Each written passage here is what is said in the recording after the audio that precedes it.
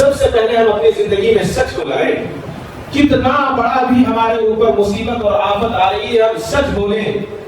ہمارے بچپن تک ہماری مائیں، ہماری بہنیں اپنے بچے کو پیران پیر غوث اعظم دستگیر شیخ عبد القادر جیلانی رحمۃ اللہ علیہ کا واقعہ بچوں کو سنایا کرتی تھی. آج ہے کوئی ماں جو اپنے بچے کو پیران پیر کا واقعہ سنائے؟ کیا واقعہ؟ عام واقعہ تھا. پڑھنے کے لیے جا رہے ہیں، ماں نے کہا کہ تم چھوٹے ہو، پیسے زیادہ رکھ نہیں سکتے، کھو دو گے.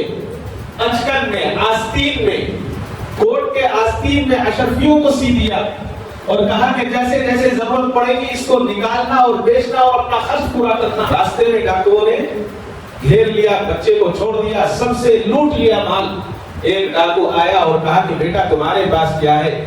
حضرت شیخ عبد القادر جیلانی رحمۃ اللہ علیہ نے فرمایا کہ میرے پاس 40 اشرفیاں ہیں. اللہ اکبر. ڈاکو حیران ہو گیا. اس نے کہا کہ یہ کیسے؟ ہاتھ پکڑا، سردار کے پاس لے گئے، پوچھا کہ کیا بات ہے؟ کہا کہ یہ بچہ کہتا ہے کہ میرے پاس 40 اشرفیاں ہیں. کہا کہ 40 کہاں سے آئی؟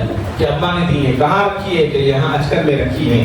کہ بیٹا یہ تو چھپی ہوئی تھی، آپ نہ بتاتے. کہ امی نے کہا تھا کہ ہمیشہ سچ بولنا. کہا کہ نہیں تو تم جھوٹ بول سکتے تھے. کہا کہ نہیں، اگر جھوٹ بولتا تو اللہ ناراض ہو جائے گا، اللہ کا رسول ناراض ہو جائے گا. اس بات میں اتنی سچائی تھی، اتنی سچائی تھی کہ اس بچے کی بات کا چوروں کے سردار پر ایسا اثر ہوا کہ رونے لگا اور اس کی دنیا پر سب کو بلایا. کہا کہ ایک چھوٹا سا بچہ کہتا ہے کہ اللہ اور اس کا رسول ناراض ہو جائے گا اور ہمیں اس کی ناراضگی کا کچھ احساس نہیں ہے.